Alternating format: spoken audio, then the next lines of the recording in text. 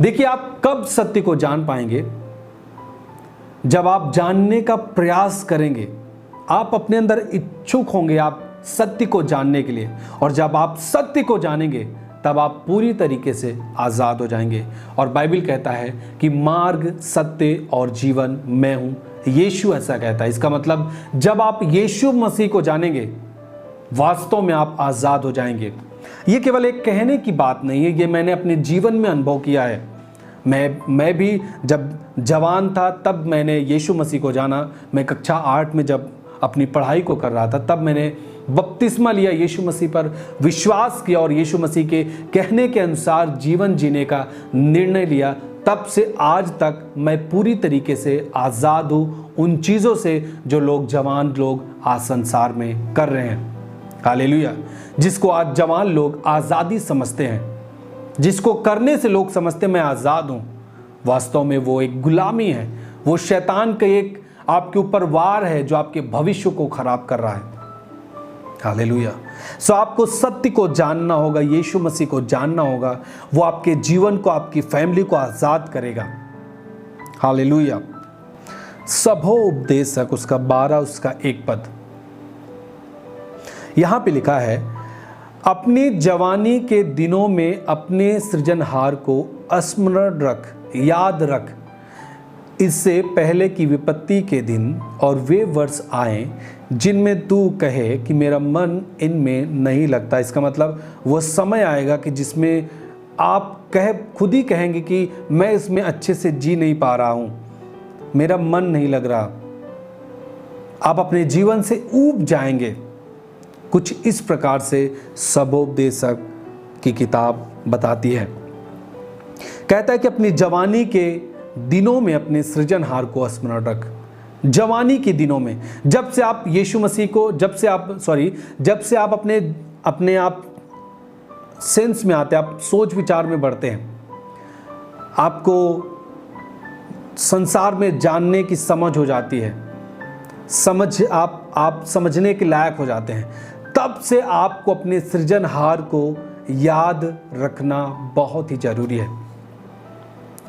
देखिए, सृजनहार को याद रखने का मतलब ये नहीं कि अब हम बैठ जाएंगे, अब हम कोई काम नहीं करेंगे, कोई पढ़ाई नहीं करेंगे, कोई जॉब नहीं करेंगे, किसी की बात नहीं सुनेंगे, हम जाएंगे एक जंगल में, बस अब बैठ जाएंगे, अब ईश्वर को याद करेंगे। ऐसा नहीं। जवान मेरे भाई और बहनों, जब मैं आपसे बात कर रहा हूं, जब बाइबल कह रही कि जवानी के दिनों में अपने सृजनहार को स्मरण रख, याद रख, इसका मतलब ये नहीं कि आपको बहुत अलग जीना है। याद रखने का मतलब ये है कि जब भी आप अपने जीवन में, आप अपने जीवन को लेके चल रहे हैं, आप अपने जीवन को यापन कर रहे हैं, कुछ भी काम करते समय अपने परमेश्वर को याद रखें। जब काम करते हैं उसके पहले परमेश्वर का धन्यवाद करके काम को करें। जब आप किसी काम को कर रहे हैं, आपको समझना है कि ये कोई गलत काम तो नहीं है, या फिर ये परमेश्वर के खिलाफ तो नहीं है, ये परमेश्वर के वचन के अनुसार है या फिर नहीं। ये है, आप अपने सृजनहार को याद करते हैं, अपने क्रिएटर को आप याद करते हैं, रिमेंबर करते हैं। हालेलुया। जब एक व्यक्ति अपने सृजनहार को याद नहीं करता, वो बहुत सारे धोखे में फंस सकता है। सृजनहार को याद करने का मतलब आप उसके वचनों को याद रखेंगे। आप संसार में जीने का तरीका आपको परमेश्वर से मिलेगा, उसके वचन से मिलेगा। कैसे अपने माँ बाप के साथ व्यवहार करना है, आप वचन से सीख पाएंगे। कैसे आप संसार में आपको चलना है, आपके जो लोग हैं आसपास में, उनके साथ कैसा व्यवहार करना है, आप वचन से सीख पाएंगे। आप अपने सृजनहार को याद करते हैं। आप वचन के अनुसार काम नहीं करते, आप अपने सृजनहार को याद नहीं करते। So you must to remember your god, your creator. Hallelujah. देखिए, मैं आपको एक उदाहरण देना चाहता हूं। आपने शमूएल भविष्यवक्ता के बारे में पढ़ा होगा। वो कैसे बचपन से, जब वो जवान हुआ, वो कैसे परमेश्वर की आवाज को सुन पाता था, क्योंकि वो अपने सृजनहार को याद कर पाता था। और परमेश्वर उससे कहता था कि कैसे क्या चीजें करनी है, सब कुछ परमेश्वर उसे बताता था। हालेलुया। सो परमेश्वर आपको सारी चीजें बताएगा जब आप उसको याद करते हैं। दाऊद किस तरीके से छोटा एक बालक एक बड़े गोलियात को मारा, जिससे पूरी सेना डर के पीछे हट रही थी लंबे चौड़े व्यक्ति को देख करके।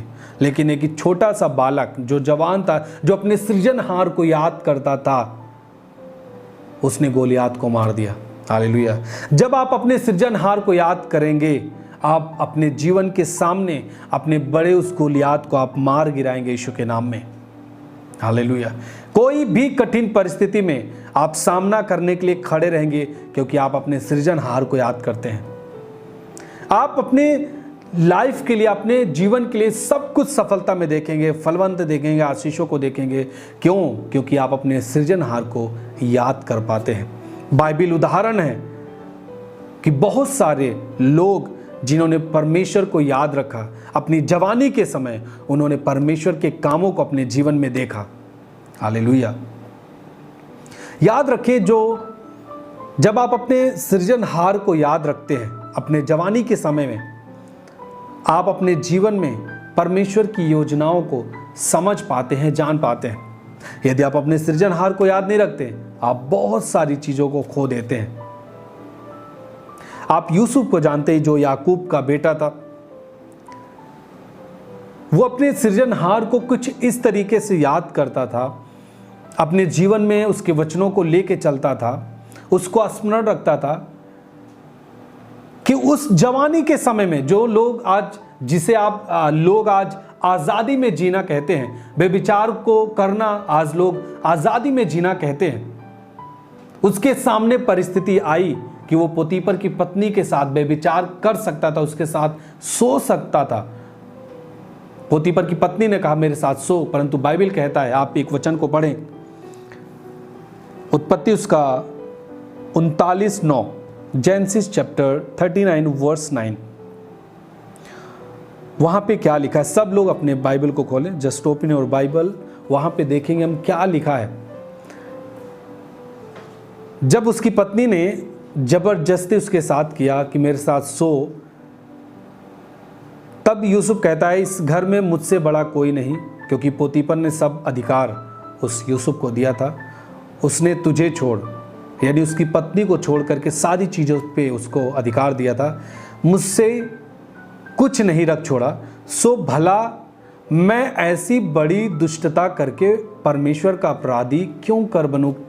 कैसे बनूं? क्यों मैं परमेश्वर का अपराधी बनूं? इसका मतलब है ये उस समय, अपनी जवानी के समय में अपने परमेश्वर को याद रखा। इसका मतलब अब उसके वचनों को याद रखा। उसको याद था कि जब मैं यदि मैं इस बेविचार को करता हूं, मैं परमेश्वर की करुणा से दूर हो जाऊंगा। मैं अपने परमेश्वर को अपने जीवन से दूर करूंगा। जो मुझे परमेश्वर ने दर्शन दिया है मेरे प्रति, जो परमेश्वर के अंदर जो एक योजना है, उन चीज़ों को मैं अपने जीवन में प्राप्त नहीं कर पाऊंगा। उसने उस समय, जवानी के समय, जिसे आज लोग आज़ादी कहते हैं करने में, उस चीज़ को यूसुफ ने नकार दिया। हालेलुया। फिर उसके आगे की घटना आपको पता होगा। उसको जेल में डाला गया, वहां पर भी उसने परमेश्वर के पक्ष को देखा। एक ऐसा समय आया कि यूसुफ मिस्र का प्रधानमंत्री बना। हालेलुया। यदि वो बेविचार कर जाता तो वहां उसके पास एक सीमा होती, उसकी पत्नी खुश रहती, जो कुछ उसकी पत्नी दे पाती वही उसके लिए एक सीमा हो जाता, और वो परमेश्वर से कुछ प्राप्त नहीं कर पाता। और एक न एक दिन सब कुछ खुलासा होता, फिर वो जेल में जाता, फिर वहां से निकलने का कोई भी रास्ता नहीं होता, कुछ भी प्राप्त नहीं कर पाता। यदि अब वो पोतीपर की पत्नी की बात को मान लेता, और वो अपने जवानी की जो इच्छा होती है, जो एक लालसा होती है, जो आज लोग आज़ादी में जीना कहते हैं, यदि वो कर जाता तो। हालेलुया। उसने परमेश्वर को याद रखा, उसके वचन को याद रखा, उसके अनुसार करने की चौकसी की, और वो व्यक्ति आगे चल के मिस्र का प्रधानमंत्री बना। हालेलुया। सो हमें याद रखना है, कहीं भी आप जॉब कर रहे हैं, कहीं भी पढ़ाई कर रहे हैं, हमेशा इस बात को याद रखना, अपने सृजनहार को याद रखना। जब आप अपने सृजनहार को याद रखेंगे, आप सफलताओं को देखेंगे यीशु के नाम में। आमीन।